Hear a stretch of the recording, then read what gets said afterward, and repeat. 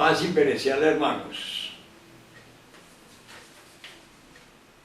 Hoy es día 20 de marzo del año 2017. Este audio lo llamaremos La unción gnóstica y los ungidos. Que cese la guerra siquiera en nuestro tiempo de agonía, porque bien sabemos que para el año 2043 es imposible cualquier tipo de vida en el planeta Tierra, como está escrito.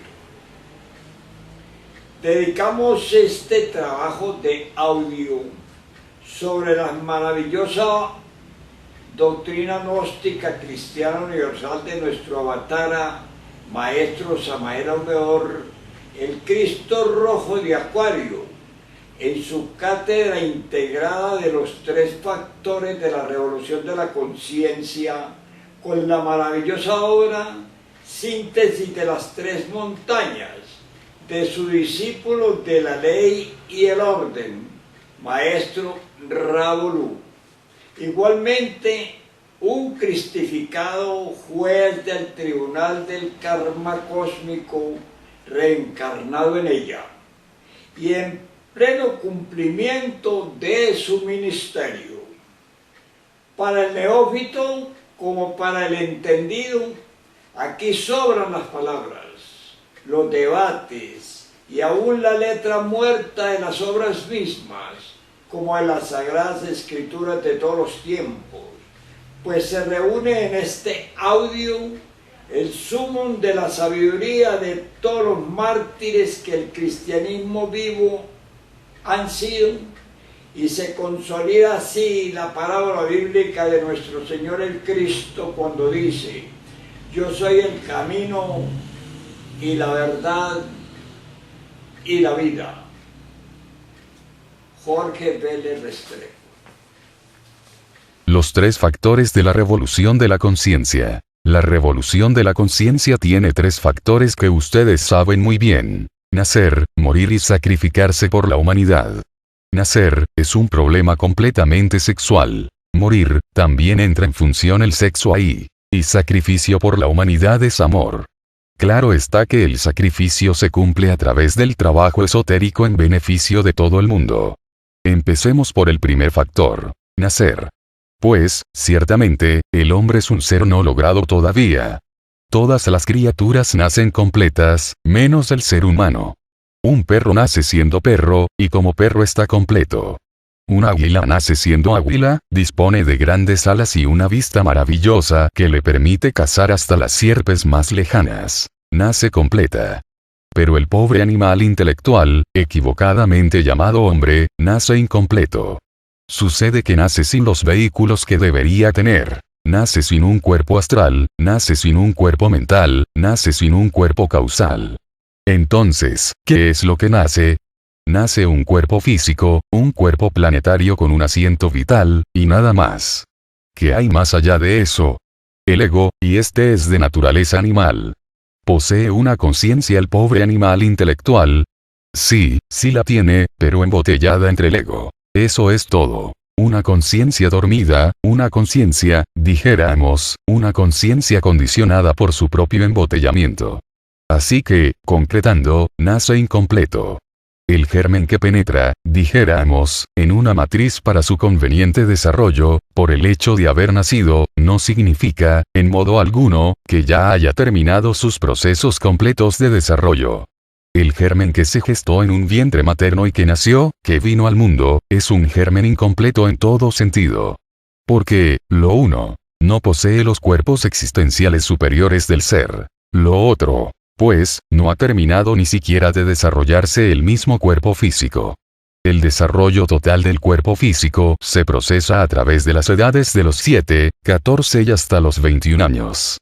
Gracias a la energía creadora, el cuerpo físico pudo gestarse entre el vientre materno. Gracias a la energía creadora, el cuerpo físico puede continuar sus desarrollos a través de los 7, los 14 y los 21 años de edad. De manera que el mismo cuerpo físico, por el hecho de nacer, no está completo, necesita desarrollarse. Desgraciadamente, vemos como los adolescentes, sin haber completado todavía su proceso de desarrollo, ya están fornicando, lo cual es manifiestamente absurdo. Porque esa energía creadora que ellos están desperdiciando, es necesaria, indispensable para completar el desarrollo del cuerpo físico. De manera que, honradamente, el funcionalismo sexual debería empezar a los 21 años de edad, no antes. Porque antes, el germen ese que entró en el vientre materno, no ha completado todavía sus procesos de desarrollo y someterlo a la cópula, pues resulta absurdo. Mirando pues todas estas cosas, mis estimables hermanos, bien vale la pena reflexionar un poco. De los 21 años en adelante, queda la energía sexual libre para otras actividades. Antes de los 21 años, la energía sexual tiene un solo objetivo: completar el desarrollo del germen que nació. Es decir, completar el desarrollo del cuerpo físico. Después de los 21 años, la energía ha quedado libre. Podría utilizarse después de los 21 años de edad, la energía creadora, para fabricar los cuerpos existenciales superiores del ser y llegar al nacimiento segundo. Desgraciadamente, la gente no sabe utilizar la energía creadora, la energía que fecundó al vientre materno, la energía que permitió al germen que se desarrollara entre el mismo vientre, que naciera y pasara por las edades de los 7, los 14 y los 21 años. La gente no sabe utilizar esa energía. Cuando ya queda libre, en vez de utilizarla para su realización e ir completándose, porque el ser humano nace incompleto, la elimina de su organismo. Bien sabemos nosotros que las gentes extraen de su organismo el exoeai, quiero decir con esto, el esperma sagrado. Y eso es gravísimo, al tocar esta cuestión relacionada con el nacimiento, primer factor de la revolución de la conciencia, debemos nosotros comprender que la humanidad actual, en todo sentido, marcha involutivamente. Bien sabemos nosotros que los adolescentes, no solamente gastan el material sexual, la energía creadora o el esperma sagrado, con la copulación, sino que además adquieren vicios, como el de la masturbación. Ese vicio, desgraciadamente, se ha vuelto hoy en día más común que lavarse las manos. Los jóvenes, sean estos varones o hembras, tienen ese desgraciado vicio y así arruinan miserablemente sus cerebros y se idiotizan. Cuántas voluntades que hubieran sido maravillosas y se agotan, cuántos rostros hermosos se marchitan, todo por falta de instrucción.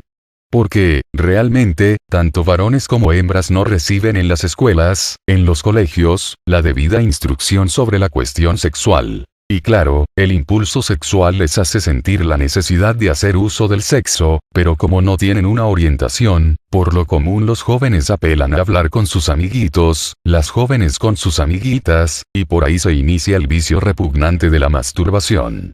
Y esa es la desgracia de nuestra época, amén de otros vicios que desgraciadamente se han vuelto también muy comunes, como son el del homosexualismo y el del lesbianismo. Obviamente, los homosexuales son semillas degeneradas que no sirven absolutamente para nada, que no germinan jamás. Las lesbianas lo mismo. Son semillas degeneradas que no pueden germinar nunca. Así que los vicios que existen actualmente en relación con el sexo, son insoportables. Si pudieran los varones y las hembras levantarse limpiamente, con una educación sexual perfecta, completa, todo sería distinto. Si en verdad pudieran los jóvenes, hombres o mujeres, llegar hasta la edad de los 21 años respetando el sexo, con pureza real, pues sería admirable, tendríamos una generación nueva de seres mejores. Desgraciadamente, la pobre humanidad no recibe la educación sexual en el momento en que más la necesita. Así, llegan a la edad de 21 años todos degenerados. Lo normal es que se llegara a los 21 años pero con unos cuerpos sanos, fuertes. Eso sería maravilloso. Si a los 21 años, en momentos en que la energía sexual queda liberada para cualquier otra clase de actividades, pudiera utilizarse con el propósito de crear los cuerpos existenciales superiores del ser, eso sería formidable. Obviamente, creo que ya ustedes conocen la clave de la alquimia, que Kerumeyer la dio en latín, y que dice: Imisum membrum virile in vaginam feminae sine ejaculatione seminis, en síntesis diríamos: conexión del lingam yoni, sin derramar jamás el vaso de Hermes Trismegisto, el 3 veces grande dios Ibis de Tot. Como ven ustedes, estoy dando la clave lisa y llana, pero en un lenguaje decente. Porque al instruir uno a los estudiantes y al hablar sobre los misterios del sexo, debe hacerlo con modestia y en forma vívida, y jamás en estilo vulgar, porque eso sería muy grave, desdeciría mucho de nosotros. Las gentes se escandalizarían y se formarían erróneos conceptos sobre nuestras enseñanzas. Obviamente, el deseo refrenado transmutará completamente el esperma sagrado en energía creadora. Bien, es conveniente que ustedes sepan que la energía sexual, de la cual se habla tanto hoy en día en fisiología, en psicología y en psicoanálisis, etcétera, etcétera, es el mismísimo mercurio de los alquimistas medievales. Esa energía creadora, transmutada, es el mismo mercurio de los sabios. Obviamente, tal mercurio viene a condensar o a cristalizar, mediante las notas do, re, mi, fa, sol, la, si, en una octava superior con la forma maravillosa y esplendente del cuerpo astral. Así que el cuerpo astral no es un implemento necesario para la vida del ser humano. Las gentes viven sin cuerpo astral. El cuerpo vital asegura perfectamente, o garantiza completamente la existencia del cuerpo físico, sin necesidad de poseer un cuerpo astral. El cuerpo astral es un lujo que muy pocos pueden darse, pero que bien vale la pena darse ese lujo. Uno sabe que tiene un cuerpo astral cuando puede usarlo, cuando puede caminar con él, cuando puede moverse en el espacio con él. Con tal vehículo, pues, uno adquiere la inmortalidad en el mundo astral, se hace inmortal en esa región. En una segunda octava, uno poco más alta, con las notas do, re, mi, fa, sol, la, si, viene a cristalizar el mercurio de los sabios en el famoso y esplendente cuerpo mental. Cuando uno posee un cuerpo mental, recibe iluminación directa. Con un cuerpo mental podemos aprender, capturar todas las enseñanzas del universo. Un poco más allá tenemos el cuerpo de la voluntad consciente. Nadie nace con un cuerpo la voluntad consciente, pero mediante la transmutación de la libido sexual, el mercurio de los sabios, en una tercera octava más elevada viene a cristalizar, con las notas do, re, mi, fa, sol, la, si, en la forma extraordinaria del cuerpo causal, o cuerpo de la voluntad consciente. Ya con tales vehículos, físico, astral, mental y causal, es obvio que viene uno a recibir, entonces, los principios anímicos y espirituales y se convierte en hombre. El primer nacimiento, como vieron ustedes, fue el del cuerpo planetario o cuerpo físico. El nacimiento segundo es el del nacimiento del Hijo del Hombre, el nacimiento del hombre en sí, del hombre, concretamente hablando, de manera que uno de los factores de la revolución de la conciencia es nacer como hombre. En el primer caso, lo que nace es el animal intelectual. En el nacimiento segundo nace el hombre, el Hijo del Hombre, el verdadero hombre. Se dice que el hombre verdadero es el hombre causal. ¿Por qué se le llama, al hombre verdadero, el hombre causal? Sencillamente porque ha fabricado el cuerpo causal, que es el último de los cuerpos necesarios para hacerse hombre. Entonces su centro de gravedad queda establecido en el mundo causal. Allí vive, en esa región. El mundo causal tiene una tonalidad azul profunda, intensiva, eléctrica. Ese es su color fundamental o básico, el del éter o akasa puro. Allí encuentra uno que todo fluye y refluye, va y viene, sube y baja, crece y decrece. En el mundo de las causas naturales, conocemos todo el encadenamiento de efectos y causas, de causas y efectos. Toda causa tiene un efecto, todo efecto se convierte en causa, a la vez. Cada palabra que digamos, puede originar muchos efectos, toda una serie de efectos. En alguna ocasión, estando en el mundo causal, escuchaba a un hombre que hablaba, que dictaba una cátedra. Intencionalmente interrumpía a aquel hombre para hacer una objeción a una de sus palabras. Ese hombre causal guardó silencio, hizo bien en haberlo guardado, pero vi enseguida cómo apareció un resultado de mis palabras, de mi objeción. Terminada pues aquella reunión, de inmediato, porque el hombre causal se retiraba. Y al terminar aquella reunión, cada persona salió diciendo algo, su concepto. Y los conceptos, a su vez, produjeron otros resultados, y esos otros resultados produjeron otros y otros, y otros. Total, encontré que la interrupción que yo había hecho, había originado toda una serie de consecuencias. Lo había hecho intencionalmente, con el propósito de investigar la ley de causas y efectos, y el resultado fue ese. En el mundo de las causas naturales, viene uno a conocer lo que es la ley de causa y efecto. Claro, allí se mueven los señores de la ley. Con sus pesos y balanzas, están siempre activos, anotando pues, en los archivos acásicos, el debe y el haber de cada uno de nosotros. En algunas reuniones del mundo de las causas naturales, se asombra uno bastante cuando se encuentra a los distintos adeptos encarnados en el mundo, reunidos en el ágora y vestidos todos civilmente, como nos vestimos aquí en el mundo físico. No quiero decir que esto sea así siempre. Claro que dentro de los templos, los adeptos se ponen sus vestiduras sagradas, pero en ciertas reuniones, en ciertas asambleas, dijéramos, todos estos maestros que en el mundo físico tienen cuerpo, asisten vestidos civilmente, como caballeros, decentemente, como si estuvieran en el mundo físico. Mucha corbata, por cierto, que yo no tengo ni corbata, mucho traje, muy bien arregladito, mucho reloj de pulso, etcétera, etcétera, etcétera, y otras tantas hierbas. ¿A qué se debe eso? Pues a que esa es la región del hombre real, del hombre verdadero, la región del hombre causa. En nombre de la verdad, les digo a ustedes, que yo tengo mi centro de gravedad en el mundo causal. Para poder hablar aquí con ustedes tengo que hacer un gran esfuerzo, pues me estoy proyectando desde el mundo de las causas naturales. Con todos mis vehículos, vivo en el causal, incluyendo el mental y el astral. Si quiero penetrar en el mundo mental, tengo que proyectarme desde el causal hacia el mental, con cuerpo mental. Si quiero viajar por el astral, tengo que proyectarme desde el causal hasta el astral para meterme en cuerpo astral. Y para poder entendérmelas aquí con ustedes tengo que meterme entre el cuerpo físico y hablar con ustedes. Y obviamente, usando este aparato que me permitirá platicar con ustedes, pero normalmente vivo en el mundo de las causas. Y todo hombre causal vive en esa región. De manera que el nacimiento segundo es nacer como hombre causal, es decir, como hombre verdadero.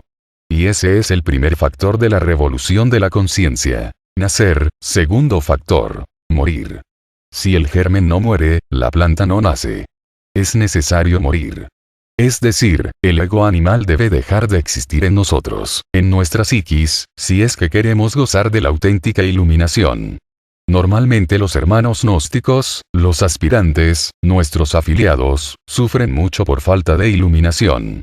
Quisieran ellos moverse en las regiones inefables, visitar el nirvana, o el mahaparanirvana, y escuchar la música de las esferas, etc., pero al verse metidos, esclavizados en esta región tridimensional de Euclides, al no poder percibir ninguna de esas maravillas de los mundos superiores, sufren lo indecible. Y claro, sus sufrimientos, pues, son lógicos, tienen razón en sufrir. Algunos quieren adelantarse a los hechos. Hablando en lenguaje vulgar, les diría que algunos quieren ensillar antes de traer las bestias, u ordeñar la vaca antes de comprarla. Intentan ser unos exploradores del espacio, estas son todavía adquirido las facultades para eso. A veces se meten en el espiritualismo y terminan convertidos en mediums, etc. Y entre paréntesis, el resultado del mediumismo es la epilepsia. Todos los epilépticos que hemos investigado, fueron mediums del espiritismo en pasadas existencias.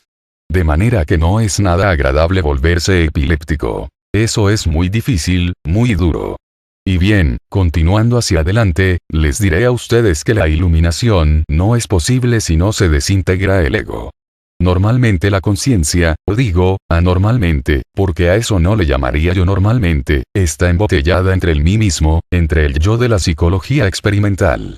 Es claro que mientras la conciencia continúe embotellada entre el ego, enfrascada entre el mí mismo, pues estará dormida, funcionará en virtud de su propio condicionamiento, será subjetiva, incoherente, imprecisa. He escuchado lo que me han informado, pues, en relación con los ataques de los tenebrosos en Guadalajara.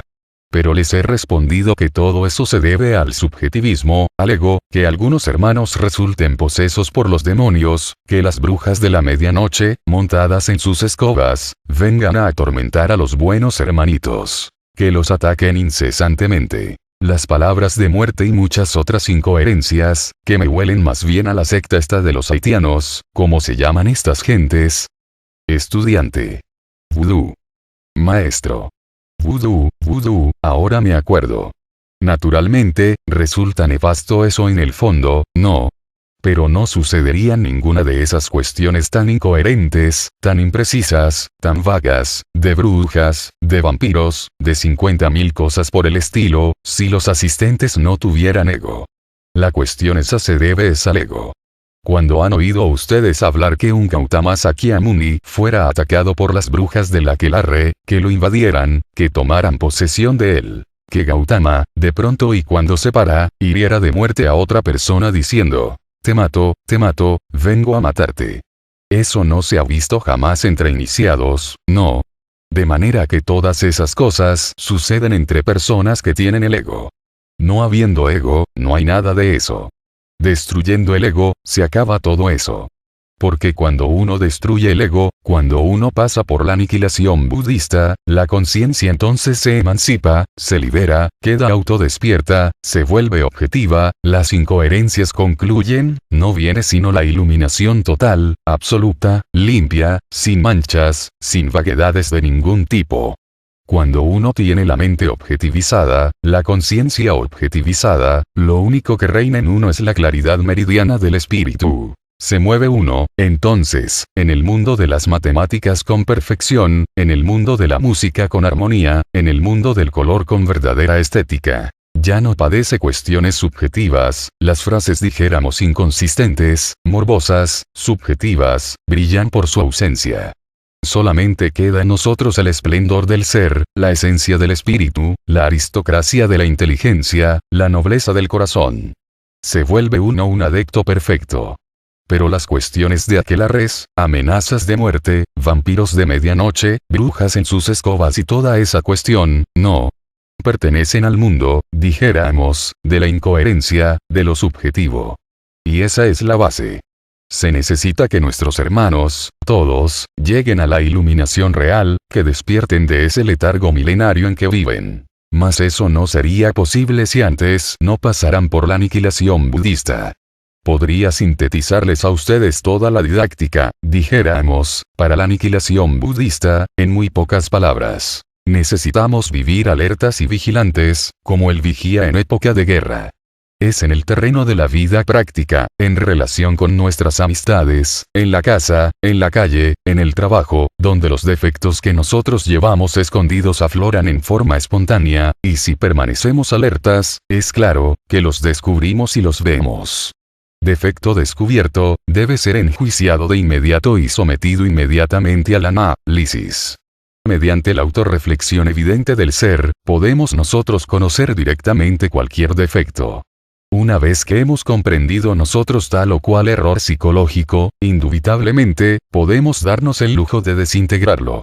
Y hemos llegado a un punto crítico, difícil, en esta plática que damos aquí. Gurdjieff, Ouspensky, Nicole, Collins y muchos otros autores de la cuarta vía, gnósticos también como nosotros, porque, entre paréntesis, nosotros somos de la cuarta vía, o cuarto camino, pensaron que podría desintegrarse, cualquier agregado psíquico inhumano, es decir, cualquier defecto, entre paréntesis, cualquier yo, a través de la simple comprensión creadora, y nada más. Gurdjieff cometió un error imperdonable, por el cual, naturalmente, se echó grave karma encima, y fue haberse pronunciado contra la Divina Madre Kundalini. Que lo hizo por ignorancia, no lo niego, eso es así. Pero de todas maneras, la ignorancia de la ley no excluye su cumplimiento. Confundió a la serpiente sagrada Kundalini con el abominable órgano kundartiguador y le atribuyó a la Divina Madre Kundalini todos los defectos izquierdos y tenebrosos del abominable órgano kundartiguador.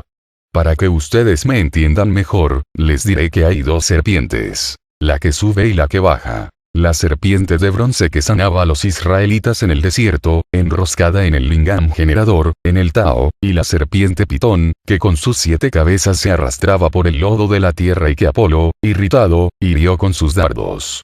La serpiente que ascendía por la vara de Esculapio, el dios de la medicina, y la serpiente que se arrastraba en el lodo, la serpiente tentadora del Edén. He ahí la doble pata del gallo de los abraxas gnósticos. Así, pues, la serpiente que sube es sagrada, es la Kundalini. La que baja es la kundartiguador. El error de Gurdjieff fue atribuirle a la serpiente ascendente, los efectos hipnóticos, tenebrosos y abominables de la serpiente descendente. Ahí fue donde falló Gurdjieff. En París existe el Instituto para el Desarrollo Armonioso del Hombre. Es la escuela de Gurdjieff. Pero me pregunto, ¿cuál de ellos ha conseguido eliminar los yoes? ¿Cuál estudiante ha logrado liberar su conciencia radicalmente? ¿Cuál de ellos ha llegado a la iluminación objetiva? Ninguno. ¿Por qué? Porque la mente, por sí misma, no puede alterar fundamentalmente ningún defecto. Puede, sí, rotularlo con distintos nombres, justificarlo, condenarlo, buscarle evasivas o escapatorias para eludirlo. Puede esconderlo de sí misma o de los demás, pero nunca desintegrarlo. Necesitamos de un poder que sea superior a la mente, pero Gurdjieff le quitó ese conocimiento a sus discípulos, yo no se los quito a los estudiantes. Y lamento que el mismo Gurdjieff se haya desviado el sentido de la enseñanza que yo mismo le di, porque Gurdjieff es discípulo mío, lamento, digo, que hubiera cometido ese grave error. Se dejó influir por otras mentalidades y eso es lamentable, así que, mirando las cosas de frente, se necesita de un poder que sea superior a la mente y este no es sino la Kundalini, la serpiente ígnea de nuestros mágicos poderes.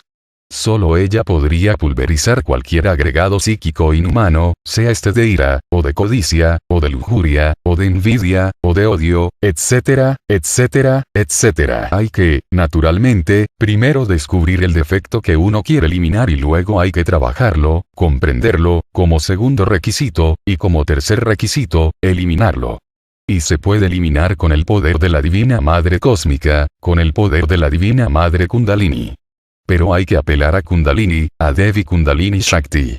Apelar en el momento mismo en que necesitamos eliminar el agregado psíquico que hayamos descubierto y comprendido. Sí, hay que apelar a ella y rogarle pulverice tal defecto, y ella así lo hará. Ahora bien, el máximo poder de la víbora sagrada, de la cobra divina de los templos, se encuentra en la forja de los cíclopes. Si una pareja, que trabajase en la forja de los cíclopes, invocara de verdad a la víbora divinal, en pleno trabajo sexual espiritual, obtendría la respuesta y es obvio que Devi Kundalini. Debe uno, pues, apelar a ese poder trascendental y maravilloso de la cobra de los misterios antiguos, de la víbora divina. Los que no tiene compañera, o la mujer que no tiene consorte, también pueden apelar a la cobra sagrada. Ella de todas maneras trabajará y desintegrará cualquier defecto. Solo quiero decir que el máximo de su poder está en la forja de los cíclopes, en la fragua encendida de Vulcano. Les hablo a ustedes en este lenguaje que creo que entienden, puesto que son hermanos que ya han hecho el curso no. Y que por lo tanto, tienen que estar preparados para entender este idioma. Porque cuando se habla de los misterios sexuales, se debe hablar con decencia, con dignidad, nunca en lenguaje vulgar. Siempre en un lenguaje esoterista, edificante y esencialmente dignificante. Si consiguen ustedes pasar por la aniquilación budista, si consiguen ustedes morir radicalmente, despertarán absolutamente, aquí y ahora. Entonces se harán conscientes de la vida en los mundos superiores. Pero hay que morir para despertar, repito, aquí y ahora. Cuando uno despierta verdaderamente, el problema ese del desdoblamiento deja de existir. Ya queda uno consciente, tanto en el mundo físico como en los mundos superiores. Y sea que su cuerpo esté dormido, sea que esté despierto, siempre vive consciente. Ya desaparece, en forma definitiva y para siempre, el problema del desdoblamiento astral. Porque si su cuerpo duerme, queda consciente, está consciente en el mundo astral. Vive consciente, actúa conscientemente allí, y regresa a voluntad su cuerpo físico, a la hora que le dé la gana. Entonces, ¿en qué queda el problema del desdoblamiento? Como problema, deja de existir. Lo importante sería despertar, el tercer factor es el del sacrificio por la humanidad. Es necesario amar a nuestros semejantes, pero el amor hay que demostrarlo con hechos concretos, claros y definitivos. No basta decir que amamos a nuestros semejantes, no. Hay que demostrarlo con hechos, hay que estar dispuestos a subir al ara del supremo sacrificio por la humanidad, hay que levantar la antorcha de la sabiduría, para iluminar el camino de otros, hay que estar dispuesto a dar hasta la última gota de sangre por todos nuestros semejantes, con amor verdadero, desinteresado, puro, de manera que el tercer factor de la revolución de la conciencia es el del sacrificio por nuestros semejantes. nacer, morir y sacrificarnos por la humanidad, son los tres factores que nos convierten a nosotros en verdaderas encarnaciones del Cristo cósmico. Esos tres factores nos vienen a convertir en dioses, aunque tengamos cuerpos de hombres. Esos tres factores vienen a hacer de nosotros algo distinto. Nos transforman en deidusos o dioses inefables, Elohims, divinos daimones, etc. Si nosotros únicamente trabajáramos con el primer y segundo factor, el de nacer y morir, pero no amáramos a nuestros semejantes, no hiciéramos nada por llevar la luz del conocimiento a otras gentes, pueblos y lenguas, caeríamos en un egoísmo espiritual, muy refinado, que nos impediría todo avance interior. Pues, si solamente nos preocupamos por nosotros y nada más que por nosotros, olvidándonos de tantos millones de seres que pueblan el mundo, incuestionablemente nos autoencerramos en nuestro propio egoísmo. En esa forma, el yo del egoísmo no nos permitiría la iluminación. El egoísmo se puede presentar en formas sumamente refinadas, y hay que eliminarlas. Porque en tanto tengamos egoísmo dentro de nosotros mismos, pues, la iluminación no será posible. El egoísmo está formado por múltiples yoes dentro de los cuales se halla enfrascada la conciencia. Que hay que desintegrar esa multiplicidad de yoes egoicos, es verdad. Pues, si no lo hiciéramos, la conciencia continuará embotellada, estrecha, limitada, condicionada, y cualquier posibilidad de iluminación sería anulada. Nosotros debemos comprender que toda la humanidad es una gran familia. Desgraciadamente, estamos embotellados en muchos afectos y consideramos únicamente como familia a unas pocas personas que nos rodean, lo cual es egoísmo. Porque todos los seres humanos, sin excepción de raza, credo, casta o color, somos una sola familia. Y esa familia se llama humanidad. Si únicamente miramos como hermanos a los que nos rodearon desde la cuna, vamos muy mal. Si únicamente queremos servir a estas gentes que se dicen nuestros familiares, marchamos egoístamente. Se hace indispensable ver en cada persona a un hermano. Esto que digo no es por mero sentimentalismo, sino porque en verdad todos somos hermanos. No es una frase meramente sentimentalista. Es real, tal como se escucha. Somos una sola familia, una sola gran familia que no debería estar dividida, una familia enorme que puebla la tierra y que se llama humanidad. A esos, nuestros hermanos, necesitamos llevarles el conocimiento, mostrarles la senda, a fin de que, algún día, ellos también puedan hallarle llegar a la liberación final. Si nosotros queremos la felicidad, debemos luchar por la felicidad de otros. Mientras uno más da, más recibe, pero al que nada da, hasta lo que no tiene le será quitado. ¿Cómo podríamos nosotros alcanzar la auténtica felicidad nirvánica o paranirvánica, aquí y ahora, si no trabajamos por la felicidad de otros? La auténtica felicidad del ser no puede ser egoísta. Se logra, únicamente, mediante el sacrificio por nuestros semejantes. Así, quienes han logrado, por ejemplo, estadios del ser muy elevados, quienes han ingresado en los mundos paranirvánicos, mahaparanirvánicos, o en el monádico o ádico, o quienes al fin han conseguido fusionarse con el eterno Padre Cósmico Común, obviamente, se sacrificaron en alguna forma por sus semejantes en el mundo, y esto les dio méritos suficientes como para lograr, en verdad, la dicha que no tiene límites, ni orillas jamás. Así que al hacer el curso de misioneros, debemos pensar en el bien común, en que debemos amar, sí, de una forma extraordinaria, a todos los seres que pueblan la faz de la tierra. Amar no solamente a los que nos aman, porque eso lo haría cualquiera, sino también a los que nos odian. A los que nos aman, porque nos comprenden, y a los que nos odian porque no nos comprenden, no debe existir, en nosotros, eso que se llama odio. Hay gentes que destilan y beben su propio veneno, y sufren lo indecible. Y eso es grave. Uno no debe ser tan tonto. Aquel que está destilando y bebiendo su propio veneno, pues es un tonto. Aquel que se ha forjado un infiernito en su mente y lo que carga a todas horas es ese infiernito en su entendimiento, es un necio. Uno tiene que pensar que lo mejor es amar, pues si uno hace de su mente un infierno, no es dichoso jamás. Las gentes están todas llenas de resentimientos y eso es gravísimo, porque donde existe el yo del resentimiento, no puede florecer el amor.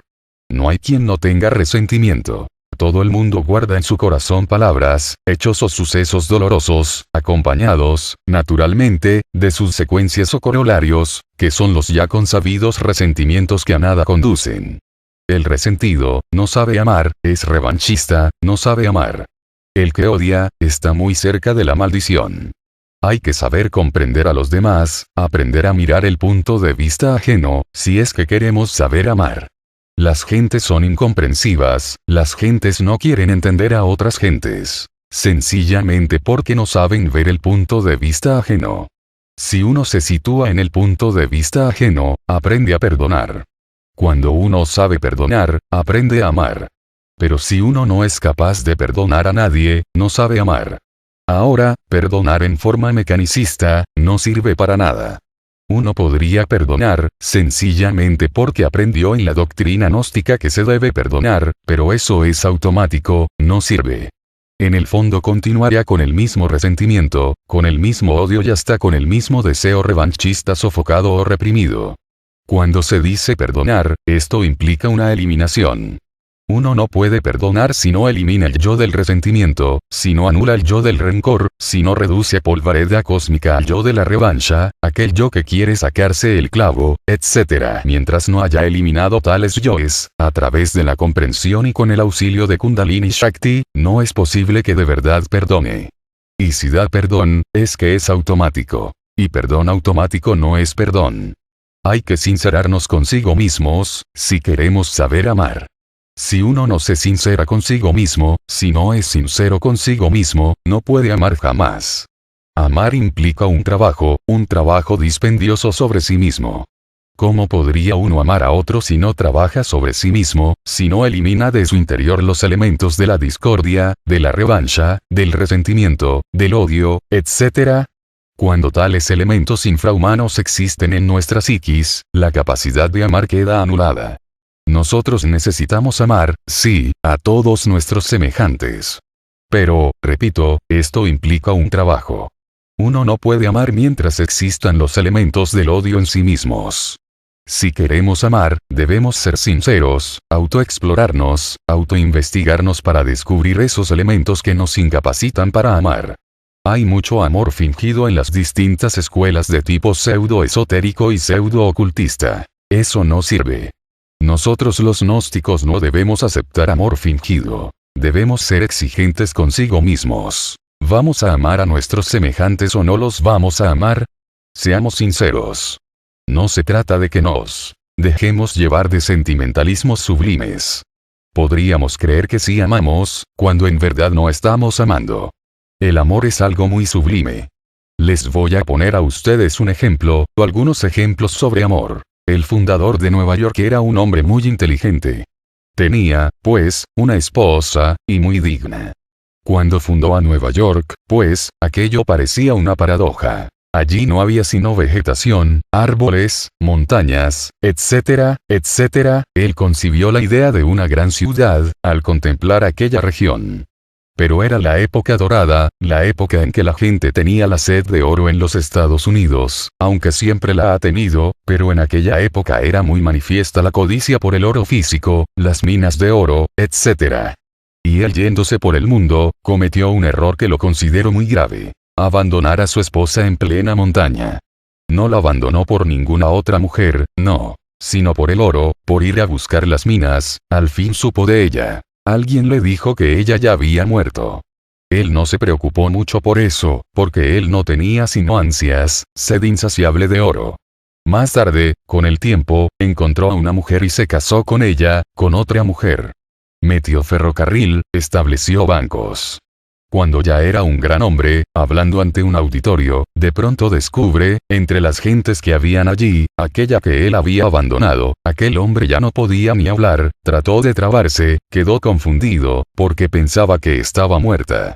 Y a ella le habían informado que él se había casado otra vez, que tenía 6 hijos. Y cuando salió, pues, del auditorio se halló manos a boca con ella. Él no hallaba qué hacer. No te preocupes, sé que te has casado. Él estaba perplejo, porque claro, al verla recordó su primer amor. Y la amaba, solo que la sed del oro había hecho que la abandonara, no hallaba qué hacer. Dijo ella: Puedes marcharte, sigue tu camino. Ella también lo adoraba. Cuando él intentó alejarse y no podía, sentía que era difícil desprenderse de ella. Pero ella le dio valor. No mires hacia atrás, le dijo, marcha hacia adelante, no te detengas por mí. Debes triunfar, te amo mucho y quiero tu triunfo. Él se fue caminando como un sonámbulo, hasta que ella se marchó. Ella lo amaba demasiado. Él hubiera podido dejar a la otra mujer de inmediato e irse con esta, pero ella prefirió su felicidad. Eso es amor. ¿Cuál de ustedes se siente capaz de hacer eso? Ser capaz de renunciar a lo más amado, por la felicidad misma de lo más amado. Es que el amor no quiere recompensas, es dádiva de sí mismo, trabajo con renuncia de los frutos, no quiere sino el bien de otros, aun a costa de la propia felicidad. Entender el amor es un poco difícil. Si se define, se desfigura. Es más bien como una emanación, surgida, dijéramos, del fondo mismo de la conciencia, un funcionalismo del ser. Hay que entender, hay que comprender, pues, la necesidad de saber amar a nuestros semejantes.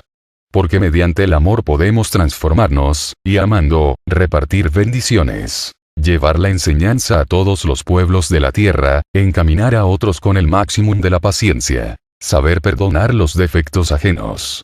Incuestionablemente, al llevar uno la enseñanza a otros, encontrará muchas resistencias. Indubitablemente, le lloverá a uno, en muchas ocasiones, piedras. Pero hay que saber amar y perdonar a todos, no reaccionar tanto. Las gentes viven reaccionando ante los impactos que provienen del mundo exterior. Hay siempre una tendencia a reaccionar. Yo me he fijado, pues, en las mesas directivas de los lumiciales. En plena asamblea, alguien dice algo con relación a alguien y no falta la reacción inmediata del aludido. Algunas veces con ira, otras veces con impaciencia, pero en alguna forma reacciona. Rara vez he visto una mesa directiva donde un sujeto XX permanezca impasible, sin reaccionar ante lo que otros digan. Hay esa tendencia de todo el mundo, a reaccionar contra todo el mundo. Mas qué chistosas son las gentes. Basta mover un botón y truenan y relampaguean. Y si se mueve otro botón, sonríen dulcemente. Los humanoides son máquinas que todo el mundo maneja a su antojo. Son como un instrumento de música, donde cada cual toca su propia canción. Si alguien quiere que ustedes sonrían, basta decirles palabras dulces y darles palmaditas en el hombro, sonríen dulcemente. Si quiere que truenen o relampagueen, basta decirle unas cuantas palabras duras y ya se ponen con el entrecejo fruncido y reaccionan inmediatamente. Yo mismo, aquí estoy platicando con ustedes y los veo un poco sonrientes. Si en este momento les echara un regaño, ¿qué sucedería? Cambiarían de inmediato, ya no estarían tan sonrientes, ya las cejas aparecerían fruncidas. Qué tristeza, pero así es. ¿Por qué? Son máquinas, un instrumento que todo el mundo toca o instrumentos como la guitarra. El que quiera verlos contentos, dirá unas cuantas palabras dulces, y ahí estamos felices. Pero el que le dé su gana de verlos furiosos, diga unas palabras duras y ya estaremos terribles. De manera que dependemos de otros, no tenemos libertad, no somos dueños de nuestros propios procesos psicológicos, cada cual hace de nosotros lo que le venga en gana. Unas cuantas palabritas de lisonja e inmediatamente. Nos sentimos autoimportantes. Otra palabrita de humillación, y qué tristes y pequeños nos sentimos. Si cada cual hace de nosotros lo que quiere, entonces ¿dónde está nuestra autonomía? ¿Cuándo dejaremos de ser máquinas? Sucede que para aprender a amar, hay que adquirir autonomía, porque si uno no es dueño de sus propios procesos psicológicos, jamás puede amar. ¿Cómo? Si otros son capaces de sacarnos del estado de paz al estado de discordia, ¿cuándo podríamos amar? Mientras uno dependa de otros psicológicamente, no es capaz de amar. La dependencia obstaculiza el amor. Necesitamos nosotros acabar con la dependencia, hacernos amos de sí mismos, dueños de nuestros propios procesos psicológicos. Cuando yo tuve la reencarnación de Tomás de Kempis, escribí en mi libro Imitación de Cristo en aquella antigua reencarnación, una frase que dice: yo no soy más porque me alaben, ni menos porque me vituperen, porque yo siempre soy lo que soy, de manera que debemos permanecer impasibles ante la alabanza y ante el vituperio, ante el triunfo y ante la derrota. Siempre serenos, impasibles, siempre dueños de sí mismos, de nuestros propios procesos psicológicos. Así sí, marchando por ese camino, llegaremos a estar siempre estables en eso que se llama amor. Necesitamos nosotros establecernos en el reino del amor, pero no podríamos hacerlo si no fuésemos dueños de nuestros propios procesos psicológicos. Pues, si otros son capaces de hacernos rabiar cada vez que quieran, si otros son capaces de hacernos sentir odio, si otros son capaces de hacernos sentir el deseo de revancha, obviamente no somos dueños de sí mismos.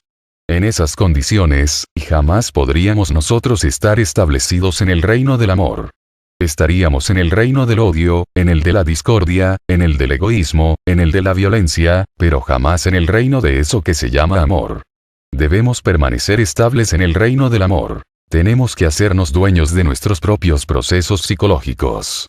Si golpeamos en una puerta, por ejemplo, y nos reciben a piedras porque vamos a dar la enseñanza gnóstica, y si nos alejamos de allí, dijéramos, con el deseo de revancha, o terriblemente confundidos por el dolor, entonces no serviríamos para misioneros gnósticos. Si llegamos a un pueblo a predicar la palabra y el señor cura nos corre, y entonces nos llenamos de terror, ¿serviríamos, acaso, para misioneros gnósticos? El temor nos incapacita para amar. ¿A qué le tenemos miedo nosotros? ¿A la muerte? Si para morir nacimos, y entonces, ¿qué? Que muera uno, unos días antes o unos días después, ¿qué? Siempre tiene que morir. Entonces, ¿a qué le tenemos miedo? Además, la muerte es tan natural como el nacimiento. Si le tenemos miedo a la muerte, también debemos tenérselo al nacimiento, pues son los dos extremos de un mismo fenómeno que se llama vida. Tenerle miedo a la muerte. ¿Por qué, si todo lo que hace tiene que morir? Las plantas nacen y mueren, los mundos nacen y mueren. Esta misma tierra nació y un día será un cadáver, quedará convertida en una nueva luna. Así, pues, temer a la muerte, ¿por qué? La muerte es la corona de todos, y por cierto que es hasta muy bella.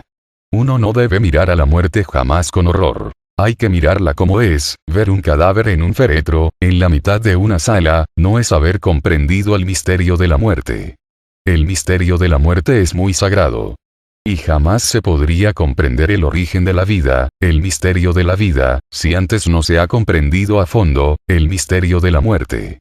Cuando uno entiende de verdad lo que son los misterios de la muerte, entiende los misterios de la vida. Y la muerte nos depara, pues, deliciosos momentos. Con la muerte viene la paz. Bien vale la pena, pues, no tener miedo al morir.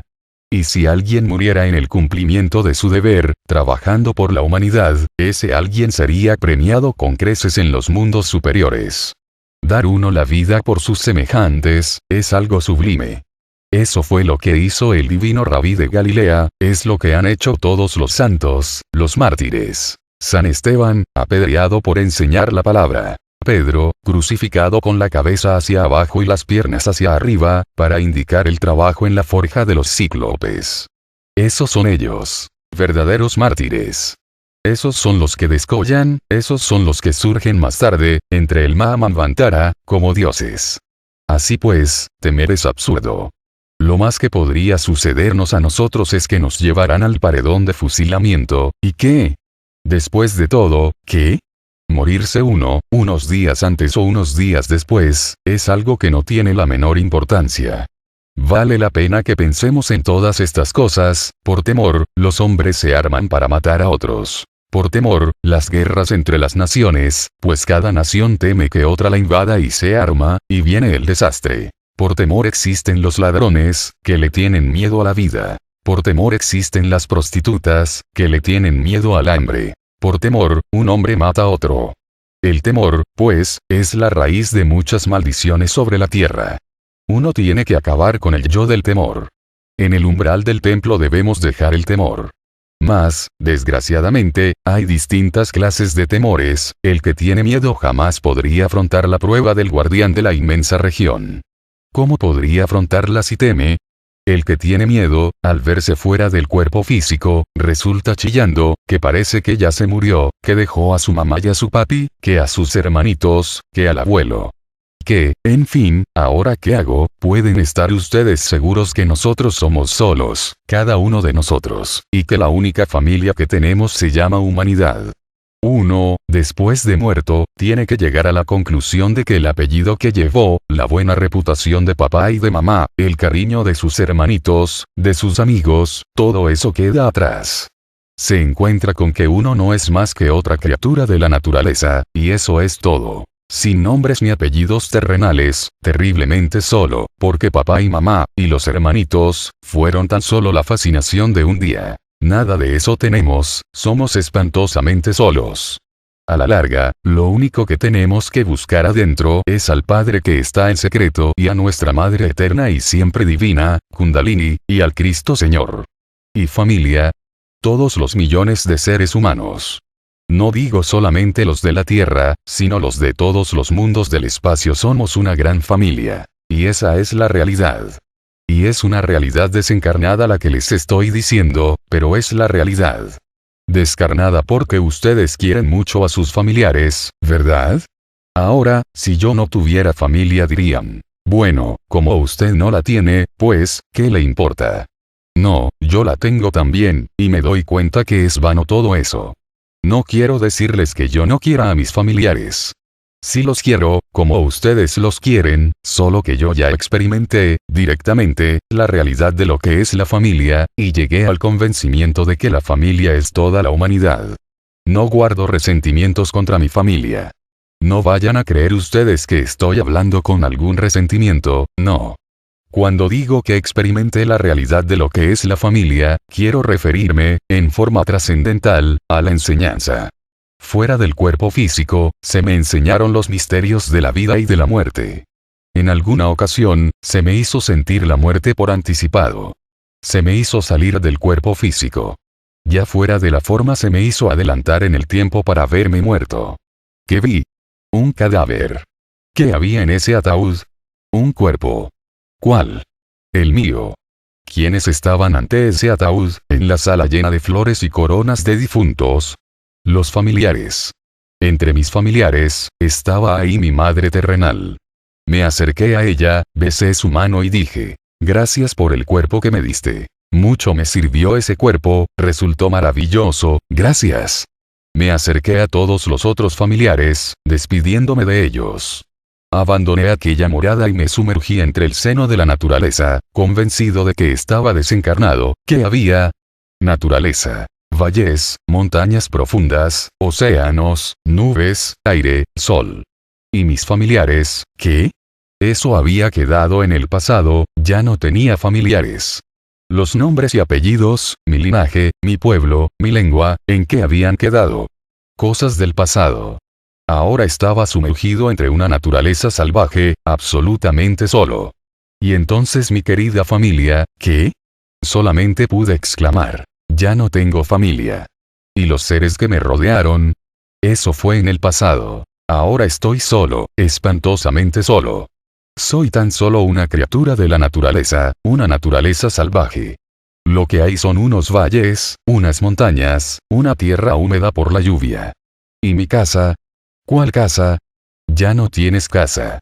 ¿Y bienes? Mucho menos bienes terrenales. ¿De dónde los voy a sacar? Entonces, ¿quién eres? Una partícula de la naturaleza, una naturaleza salvaje que nada tiene que ver con cuestiones de familia. Conclusión. Mi familia es toda la humanidad o todas las humanidades, o todos los mundos de las humanidades planetarias, y eso es todo. Sentí, sin embargo, un poco de tristeza, al darme cuenta que todavía el cordón de plata no se había roto. Hubiera querido romperlo, pero permanecía intacto. No me quedó más remedio que regresar. Yo pensaba que ya estaba desligado, absolutamente, de la forma física, me dije, y me tocaba volver otra vez, y volví, sí, entré en mi cuerpo. Esa es la realidad, pues, en relación con familiares, parientes, allegados, primos, hermanos, tíos, sobrinos, nietos, bisnietos, tataranietos, y en fin, todo eso que nos fascina en el fondo. Nosotros necesitamos elevar un poco el corazón con la frase Sun Sun Corda. Arriba corazones. Y saber que todos somos una gran familia. Ver en cada persona a un hermano, sentir a cada uno de nuestros hermanos como carne de nuestra carne, como sangre de nuestra sangre. No ver a los otros como extraños, como particulares, como gente distinta, porque eso es absurdo. Todos somos una enorme, una inmensa familia que se llama humanidad. Entonces debemos sacrificarnos por esa inmensa familia, con verdadero amor. Si así lo hacemos, marchamos con el tercer factor de la revolución de la conciencia en forma plena. Trabajando uno por los demás, también es recompensado. Aunque uno renuncie a los frutos de la acción, siempre es recompensado. Trabajando por los demás podemos cancelar el karma viejo que traemos de vidas anteriores.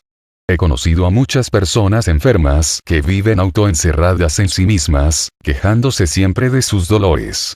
No se puede platicar con esas gentes, porque una y otra vez, siempre le salen a uno con su misma canción psicológica, quieren sanarse, no hay médico que los cure, ni el médico chino. ¿Por qué? Porque nunca han pensado ello en hacerle servicios a nadie. O jamás han pensado en sanar a otros, o en cooperar siquiera para los remedios de algún enfermo que no puede. O de alcanzar un vaso de agua al sediento, o un plato de comida al hambriento. Sin embargo, quieren sanar y no piensan en otra cosa sino en sus consabidas enfermedades. He visto a muchos que sufren problemas diversos de la vida, económicos, por ejemplo.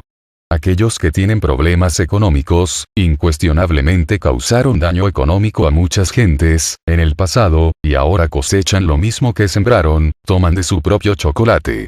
Mas sin embargo, se quejan y protestan y blasfeman, y quieren mejorar la situación económica, pero no remedian el mal que hicieron, no forman parte de alguna cooperativa, no son capaces de partir su pan, para darle la mitad al hambriento. No son capaces de quitarse una camisa para vestir a un desnudo. No son capaces de dar un consuelo a nadie, pero quieren mejorar económicamente y nos solicitan servicios. Que les ayudemos en el trabajo de cambiar su situación, pero ellos no se preocupan por servir a nadie, son parásitos que existen bajo el sol. De esa forma, ¿cómo se podría mejorar económicamente? Toda causa trae su efecto. El karma es el efecto de una causa anterior. Si se quiere anular el efecto, hay que empezar por anular la causa que lo produjo. Y se anula la causa con inteligencia, sabiendo anularla. Con todas estas cosas se van a encontrar ustedes en el camino. Muchos que quieren que ustedes lo curen, pero jamás se preocupan ellos por curar a nadie. Muchos que tienen gravísimos problemas económicos, pero nunca piensan en cooperar en alguna forma con alguien, etc. Cada cual tiene sus problemas. Los problemas los crea el ego, y nada más que el ego, desdichadamente. Uno puede anular todos los problemas si no tiene ego. Si no tiene uno ego, no hay problemas. ¿Por qué? Porque no hay quien reaccione dentro de la mente de uno, no hay un revanchista que complique la situación, no hay nadie que odie en nosotros, o a través de nosotros. Entonces no hay problemas, los problemas los crea el ego y nada más que el ego. Trabajando en favor de los demás, pues uno cancela viejos karmas. Porque sirviendo a otros, se sirve a sí mismo. El que da recibe y mientras más da, más recibe. Esa es la ley. Al león de la ley se combate con la balanza, si en un platillo de la balanza ponemos nuestras malas obras y en otro las buenas, y si las malas obras pesan más, el platillo se inclinará en nuestra contra, pero nosotros podríamos poner buenas obras en el platillo del bien e inclinar entonces la balanza a nuestro favor. Así quedaría anulado el karma. De manera que al león de la ley hay que darle duro con la balanza. Esa es la clave para defenderse del karma. Como dicen los señores de la ley, haz buenas obras para que pagues tus deudas, el que tiene con qué pagar, paga y sale bien en los negocios. Pero el que no tiene con qué pagar tiene que ir a la cárcel, perder todos sus bienes, hay, pues, que hacer mucho bien para pagar nuestras deudas viejas. Con el capital de buenas obras, podemos pagar el karma viejo sin necesidad de sufrir. No hay necesidad de amargarnos la vida. Conozco a un sujeto XX. Sufre lo indecible. Siempre en mala situación económica, siempre en la miseria. En cuanto negocio hay, fracasa. No hay negocio donde se meta que no fracase. Tiene mujer, tiene hijos, con ellos riñe incesantemente. Él es del signo de Leo. Ella también. No deberían reñir, pero parece que los leones entre sí pelean incesantemente, no están contentos. Yo los he visto en el jardín zoológico de Chapultepec, allá, manoteándose los unos a los otros, no dejan de pelear. Leo con Leo parece que no se entienden. Bueno, lo curioso del caso de este sujeto XX, cuyo nombre no menciono, es que siempre pide que se le ayude económicamente, que trabajemos por él en el mundo de las causas y efectos, pero no lo he visto jamás hacer nada en favor de sus semejantes. Pide, pero no da. Pide, pide y pide, pero jamás da, ni da, ni da, y pide. Pero, ¿con qué derecho pide, si no da? Es como querer uno que le perdonen sus deudas si no es capaz de perdonar a sus semejantes.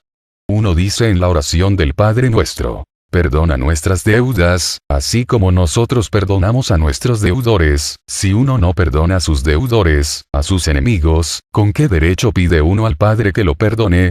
¿Qué derecho le asiste, para pedir perdón, cuando no es capaz de dar perdón? ¿Con qué derecho pide piedad, cuando no es capaz de dar piedad? ¿Con qué derecho pide caridad, si no es capaz de darla? Y así son todos. Piden, pero no dan. Y eso es gravísimo. El misionero gnóstico debe dar. ¿Qué va a dar? Sabiduría y amor a sus semejantes. Eso va a dar, va a asistir, va a auxiliar, pero con amor. Mediante las cadenas mágicas, se puede ayudar a nuestros semejantes. Las cadenas son maravillosas, ya para irradiar amor, ya para curar enfermos. Con las cadenas se puede invocar a los maestros de la ciencia, para que ellos asistan a los enfermos. Con las cadenas se puede invocar, por ejemplo, a Rafael, que es un gran sanador universal, el mismo que sanará al patriarca John, el mismo que curará a Tobías, el gran sanador mundial o universal, gran médico. Con las cadenas se puede invocar también a médicos como Arpócrates, a Galeno, a Felipe Teofrasto Bombasto de Oneim, Aureola Paracelso, etc. Con las cadenas se pueden invocar a potencias de la luz, para que nos asistan en un momento dado. Conjurar a las potencias de las tinieblas para que nos dejen en paz, etc. Las cadenas mágicas son formidables. Con la izquierda se recibe, con la derecha se da. La cadena forma circuitos de fuerza magnética extraordinarios. Con las cadenas, se pueden hacer grandes obras de alta magia. El movimiento gnóstico cristiano universal, marcha victorioso en todos los frentes de batalla. Hoy está establecido en todo el hemisferio occidental, tiene unos 5 millones de personas. Y en estos instantes se prepara, pues, para lanzarse a Europa. Y claro, antes de poco, se habrá establecido en Europa. Posteriormente nos estableceremos en el Asia. Así que tenéis que trabajar por la humanidad. Una vez que hemos hecho nuestra labor en Europa, nos estableceremos en Japón para hacer nuestra labor en todo el continente asiático. Nosotros estamos entregando a la humanidad el evangelio de la nueva era del Aquarius. Habrá un gran cataclismo con la llegada de Hercólogos.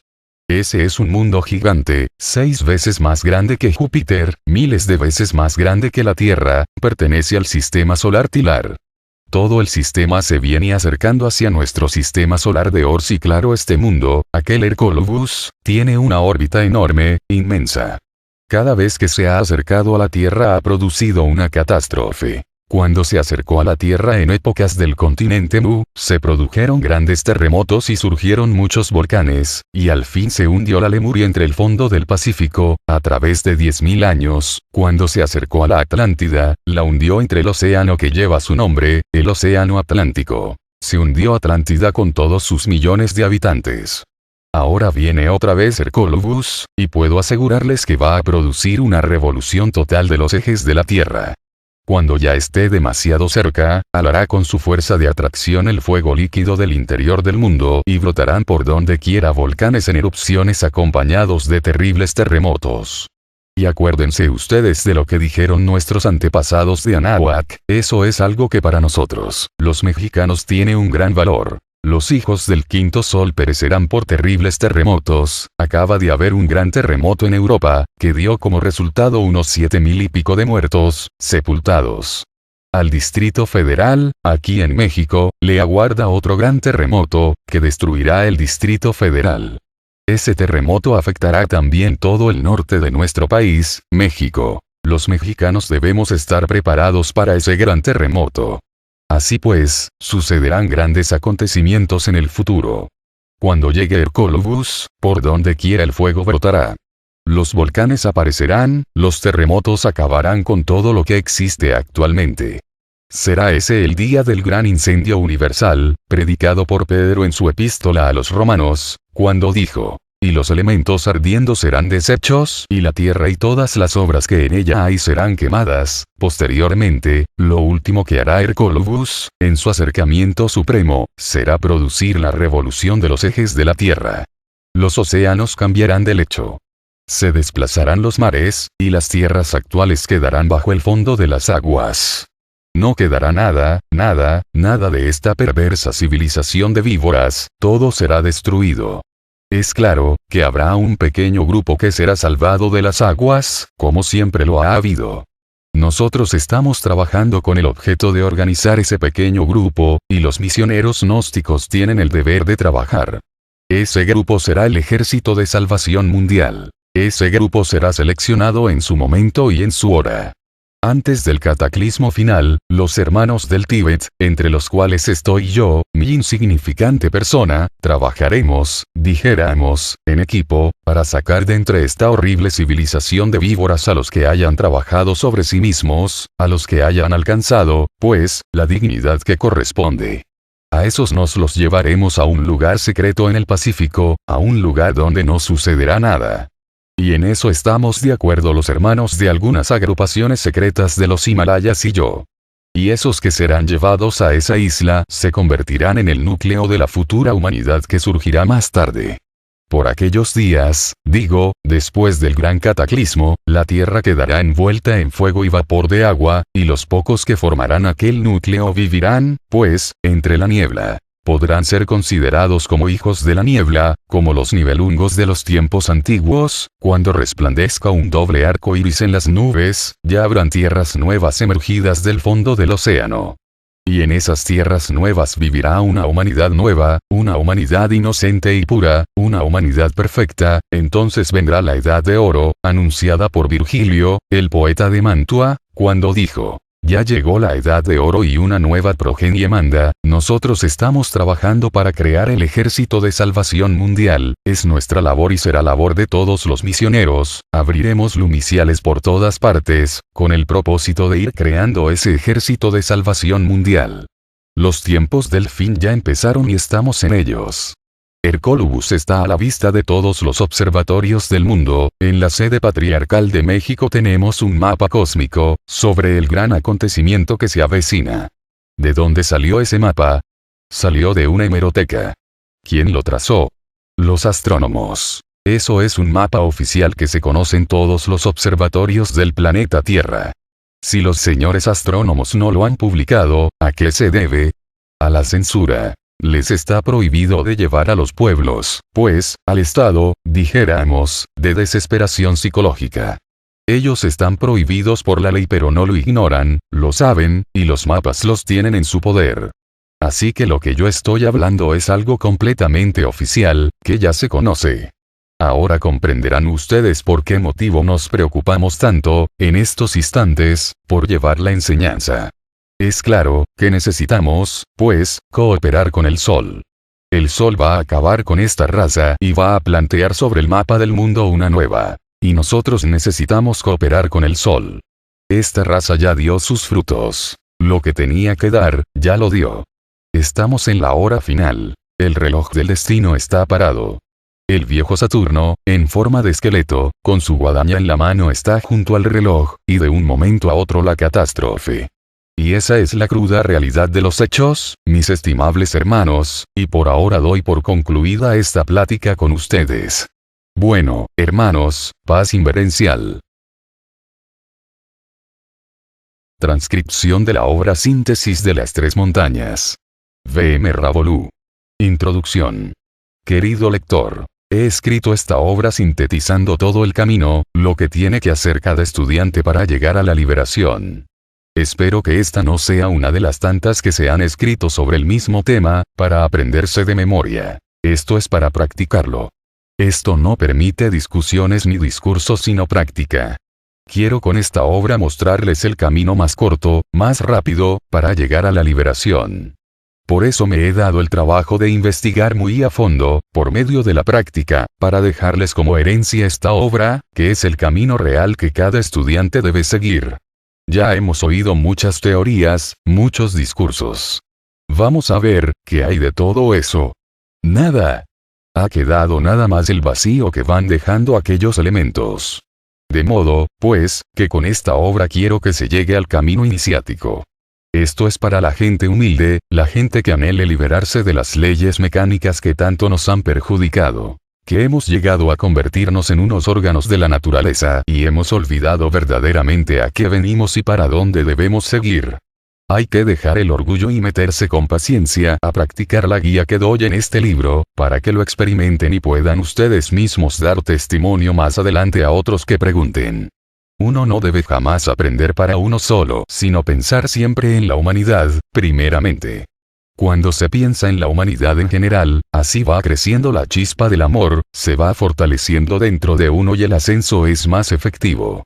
De modo, pues, que nosotros aprendemos para enseñar, no para guardar dentro de sí todos aquellos conocimientos y la humanidad que perezca. Yo soy uno de los que quisiera que no se perdiera ni una sola alma.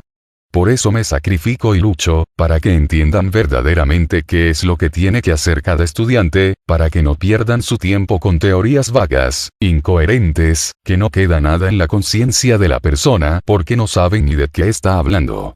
Lo mejor es hablar con conocimiento de causa, tal como lo estoy haciendo aquí con mi corazón en la mano, suplicándoles que practiquen para que se salgan del estado inconsciente en que se encuentran.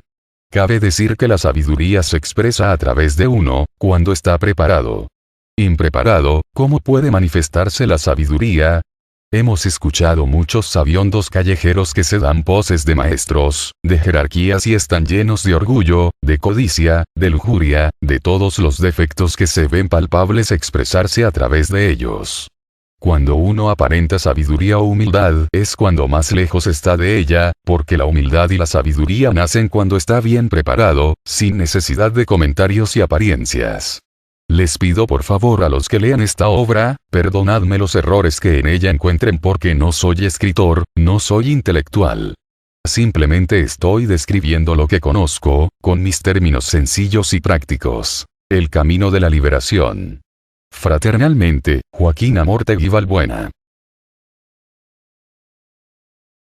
Primera montaña.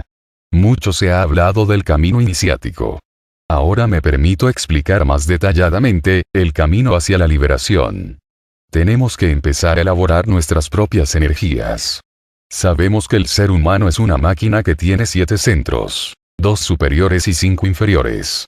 Estos 5 centros no trabajan con su propio hidrógeno, por lo cual la máquina humana anda mal, trabaja muy mal. Sabemos muy bien que de estos 5 centros inferiores, los 4 primeros roban la energía del quinto, que es el centro sexual. Por eso nadie puede llegar a la castidad si no organiza primeramente su máquina humana. Que estos centros o cilindros trabajen debidamente, cada uno con su propia energía. Así podremos fabricar el hidrógeno 12, que es el del centro sexual. Mientras no hagamos este trabajo es perder tiempo, porque siempre la parte sexual estará desequilibrada, lo mismo que los otros centros. El hidrógeno 12 es el hidrógeno del sexo, con que trabaja el sexo normalmente, y el Si-12 es ya cuando se transmuta por medio de la castidad científica. Por medio de la muerte de aquellos elementos psíquicos diminutos, que se manifiestan a cada instante, a cada momento en uno, ya sea de lujuria, de orgullo, de venganza, de odio, de robo, en fin, todos estos detalles son los que roban y desequilibran la energía sexual y no le permiten a la persona llegar a la castidad, puesto que no está trabajando con su energía cada centro. El uno roba al uno, el otro roba al otro, todos roban al centro sexual y a la vez el centro sexual, para poder funcionar, roba también la energía a los otros centros, donde se desequilibra totalmente la máquina humana. Un cruce de hidrógenos que no lo lleva a un equilibrio, sino que sigue alimentando a estos elementos psíquicos, sin esperanza de llegar al camino de la iniciación. Así es como está funcionando todo el estudiantado gnóstico actualmente, sin excepción, porque nadie ha hecho este trabajo como lo estoy indicando aquí. Quien quiera llegar a equilibrar su máquina humana, debe empezar a ir eliminando cuanto detalle se manifieste, por diminuto que sea, pidiéndole a su Madre Divina la eliminación. Así es que vamos equilibrando la máquina humana, para lograr verdaderamente nuestro fin, que es el camino iniciático. Durante el día están manifestándose todos estos elementos psíquicos, que son los que alimentan al ego. Con este tipo de muerte va clasificando la energía para cada centro, hasta que queda normalmente trabajando y podemos entonces elaborar el Psi-12 por medio de la transmutación, que es el que nos permite entrar por el camino iniciático, despertar el fuego sagrado y empezar a ascender por la primera montaña. Cuando se empieza a trabajar con la muerte, tal como lo he enseñado y lo explico, vienen los cambios de la energía en el discípulo. Uno empieza con el mercurio negro, segundo el blanco, tercero el amarillo y cuarto el rojo. El rojo ya es el fuego sagrado. Despierta y empieza a ascender por la médula espinal. Este es el principio del trabajo que tenemos que realizar. No hay otro camino para empezar la primera montaña o el trabajo esotérico. Pueden buscar por donde quieran, si no se empieza por ahí no ha empezado el trabajo.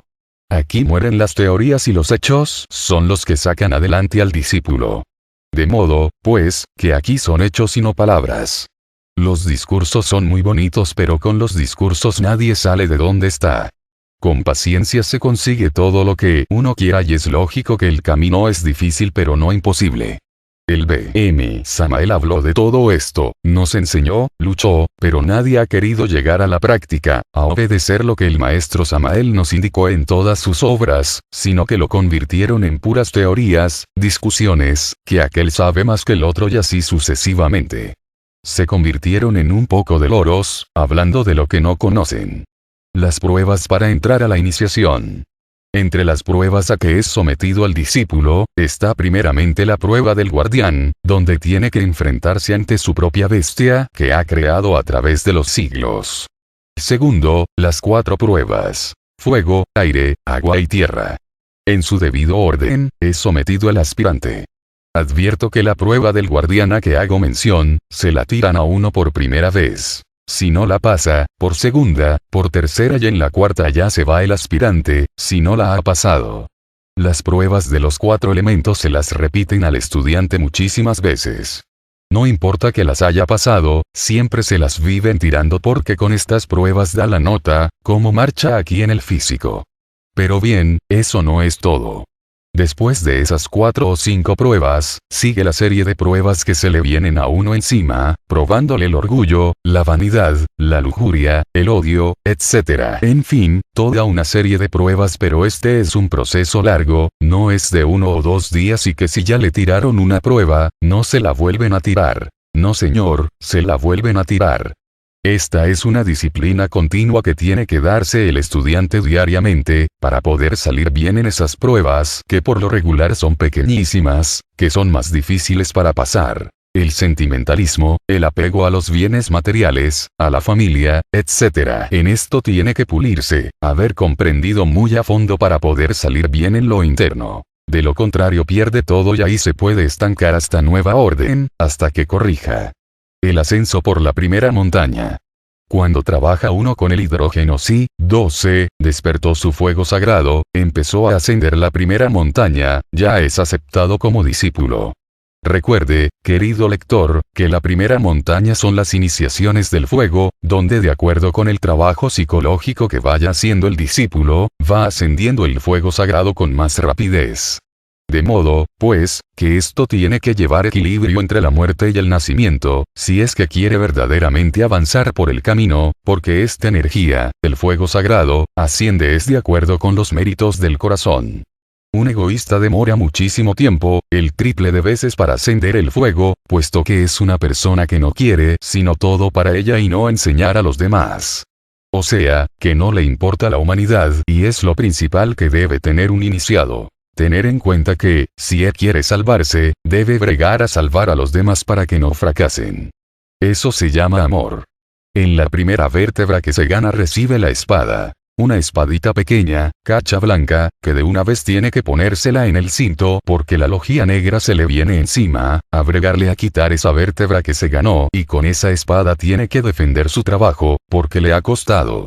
Las magas negras le llueven por montones, ya física, ya internamente, para bregarle a robar el fuego que se ganó. Y a medida que va subiendo el fuego va alargando la espada, hasta que encarna su íntimo, que ya viene a ser la espada flamígera. La espada de mágicos poderes, que tiene poder sobre la naturaleza. Cuando uno encarna al íntimo lo coge la ley del 7, sea que el íntimo cada 7 años se va manifestando con más fuerza, más sabiduría, más esplendor, más poder dentro de sí, hasta que llega a la edad de los 42 años. No hay que hacerse ilusiones que porque encarnó al íntimo ya va a quedar con toda la sabiduría y toda la fuerza, porque él nace como cualquier niño y va creciendo y expresándose por la ley del 7, hasta llegar a la edad madura que son los 42 años, que ahí sí está en todo su esplendor. Cuando se habla de años, no se está hablando de años físicos o tridimensionales sino años esotéricos. Así vamos ganando vértebra por vértebra, van despertando los chakras e iglesias. El iniciado va dominando los 4 elementos de la naturaleza, a medida que va ascendiendo, hasta cuando llega a la quinta de mayores, que es calificado como hombre auténtico. En la quinta iniciación de mayores es cuando el iniciado escoge el camino, la directa o la espiral. El camino se escoge de acuerdo con la revolución de la conciencia. Si es una persona pasiva, pues escoge la espiral. Si es revolucionaria escoge el camino directo. El que coge la espiral es porque no le interesa su liberación, y la espiral no la aconsejo yo ni a un enemigo, porque no llega nunca a la liberación. De modo, pues, que invito a aquellos revolucionarios, a que reflexionen y se jueguen el todo por el todo. El camino directo trae triunfos, pagos que le hace la jerarquía a uno. Por la espiral no hay triunfos, ni pagos ni nada. Cuando ya escoge el camino y escoge la directa, es que viene a encarnar la tríada primaria, que es Atman, Buddhi, Manas. Cuando uno fabrica su cuerpo causal, Manas, de hecho se encarnan las 2 fuerzas superiores y queda un iniciado de misterios mayores. Ya queda convertido en un maestro de misterios mayores, misterios del fuego. Pero no hay que confundir los misterios del fuego con las iniciaciones de oro, que son completamente diferentes. Esta aclaración la hago para que todo el que lea esta obra sepa qué es lo que tiene que hacer primero, para comenzar la primera montaña. Cuando se encarnan esas 3 fuerzas dentro del iniciado, se convierte en un gran maestro. Tiene derecho en la culminación de esa montaña a pasar a una capilla redonda, muy hermosa, donde puede darse un descanso, meditar, hacer un recuento retrospección de todo su trabajo que acaba de realizar. Esto es minucioso, porque ahí queda mucha sabiduría para el maestro manifestarla más tarde, para luego renunciar ahí a esa felicidad y emprender la segunda montaña. Este es como un descanso para el iniciado, una recuperación de fuerzas para poder emprender la segunda montaña, donde ya va a fabricar los cuerpos de oro o cuerpos existenciales del ser. Eso es mucho más estricto, más minucioso. Segunda montaña. A medida que empieza el iniciado a trabajar con la fabricación de los cuerpos de oro, aquellos de fuego van muriendo y van siendo reemplazados por los de oro. En la segunda montaña es mucho más exigente el trabajo que en la primera. No se puede dar un paso sino en base a la muerte y nacimiento, o sean 3 factores definitivamente. Quien no está muriendo en la segunda montaña, no puede seguir adelante y no se puede quedar estático porque sube o baja y como no está muriendo, tiene que bajar. La muerte es básica y fundamental para poder ir escalando por esta segunda montaña. En esta segunda montaña no hay descanso para el iniciado, porque la ley está encima. Cuando uno quiere sentarse a descansar la ley le cae y le dice, circule, circule. O sea, no se puede quedar quieto. Ahí es donde empieza el drama de Jesús, el Cristo. El drama cósmico que cada iniciado debemos vivir en los mundos internos, paso a paso pero muy consciente, porque ahí no se puede dar un paso sin tener conciencia. Se vuelve aquel drama tan consciente, que uno cree a ratos que es en carne viva que está, porque no hay paso que dio Jesús que no lo tenga que dar uno. El dolor, la amargura, todo se siente como si fuera en carne viva. Por eso el Maestro Jesús dijo, yo soy el camino, yo soy la verdad, porque nadie podrá llegar al Padre si no es por medio del Cristo, la cristificación total. En la segunda montaña es donde se da el lujo de encarnar al Cristo interno, individual, el de todos los poderes sobre el cosmos, sobre la naturaleza y sobre todo. Este niño es de una figura bellísima, que no se puede explicar verbalmente porque el verbo desfigura. También lo coge la ley del 7. Él nace como un niño pequeñísimo, de brazos y va creciendo de acuerdo con los 3 factores que vaya el iniciado trabajando y al amor, porque el alimento del Cristo es el amor, porque Él es amor. A medida que va ascendiendo el iniciado, el niño va creciendo y se va manifestando con más poder y más sabiduría. Va despertando sus facultades terriblemente poderosas, donde ya tiene poder sobre el cosmos y sobre todas las creaciones. Cuando este niño se desarrolla, que se fabrica el cuerpo causal de oro, es donde se recibe la auténtica iniciación venusta. Ahí es donde ya tiene que empezar a desintegrar el yo causa totalmente, que no quede ni la sombra de los defectos, para poder tener acceso a la tercera montaña. Por eso es que el iniciado tiene que desintegrar el yo causa. Sin la desintegración del yo causa no podrá jamás pisar las puertas del absoluto, porque puede haber encarnado a Padre, Hijo y Espíritu Santo dentro de sí, pero ese Padre, Hijo y Espíritu Santo ante el absoluto son mecánicos, no puede penetrar porque el rayo de la creación está dividido en 3 leyes, que no le permite entrar al absoluto. Por eso se dice que Dios mismo tiene que morir, porque al haber encarnado ese iniciado las 3 fuerzas superiores, Padre, Hijo y Espíritu Santo, es un Dios, capaz de crear por medio del verbo. Pero como ante el absoluto son mecánicas, Él tiene que pasar por una gran muerte mística para poder las leyes fusionarse en una sola.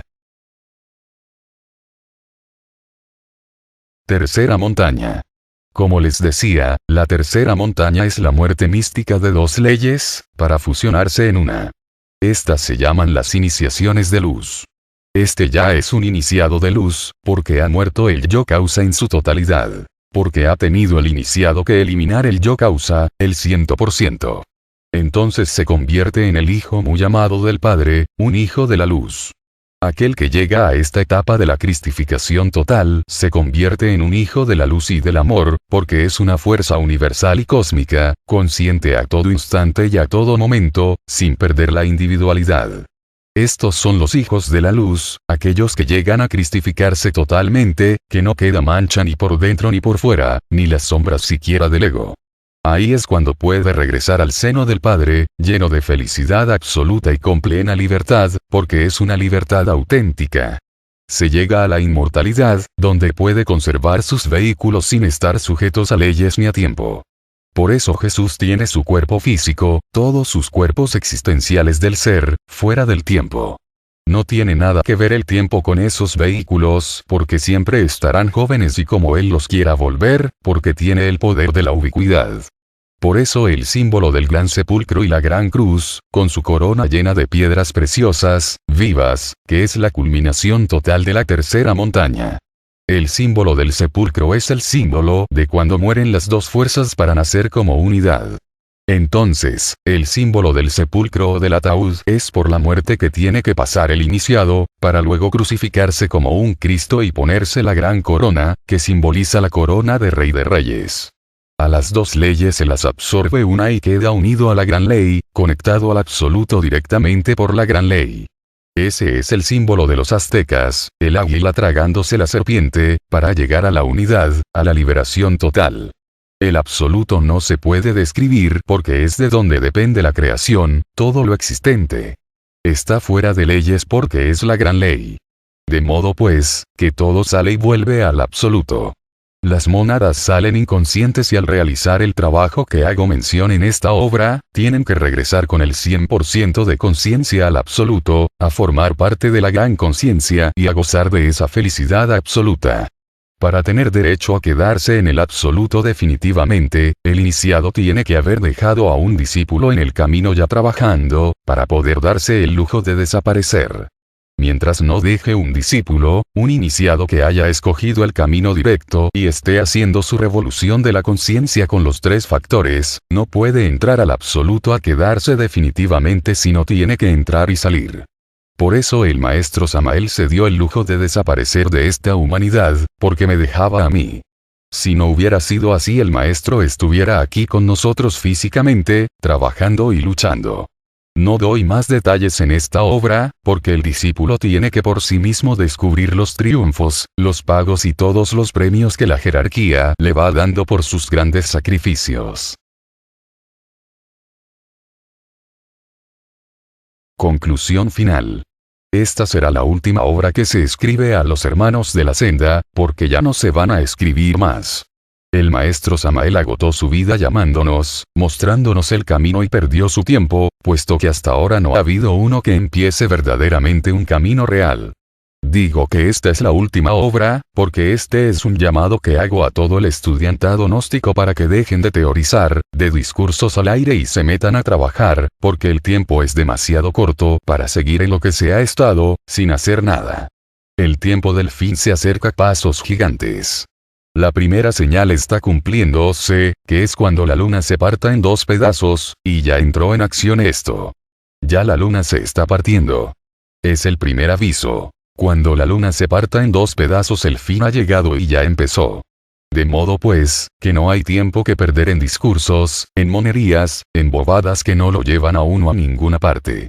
Son los tres factores los que se deben practicar para poder alcanzar méritos y poder ser transportados a la isla por sus méritos.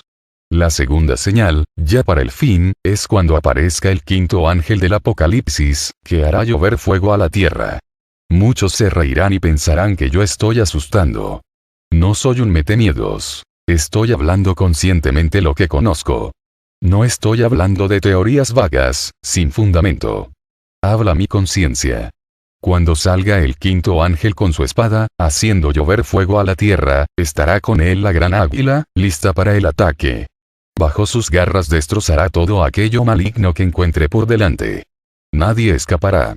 Solamente aquellos que hayan trabajado con tres factores, tendrán la oportunidad. Se pensaba que esto demoraría mucho tiempo. No. Estamos sobre el tiempo.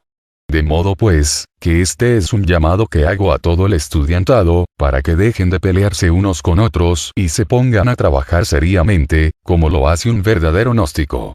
Llamado especial a las damas gnósticas. Viendo y analizando profundamente el caso de las mujeres, me dirijo a ellas con el fin de sacarlas de ese estado o de ese complejo en que se encuentra la mujer hoy en día. Resulta claro y preciso que la mujer ante el varón no es deficiente en ningún sentido. Es el complemento del varón y a la vez el varón es el complemento de la dama. Por eso se unen parejas, para crear. De modo que el complejo de las mujeres es porque nosotros los machistas lo hemos creado a través de los siglos. Equivocadamente dicen que la mujer es lunar y que el hombre es solar. Eso es falso, porque tan lunar es la mujer como el hombre que no ha creado sus cuerpos solares.